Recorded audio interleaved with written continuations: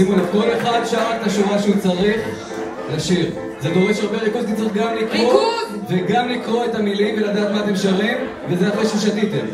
אז בואו ננסה. בנות מתחילות, בנות יצליחו. 1, 2, 3, 4. בדעת, בנות. ולהרים את היד שאתם שרים. עכשיו בנים. כן. מי שמעת פה לפפון במלח? אבל זה מגעיל, זה הורד. והזמן לא שוכח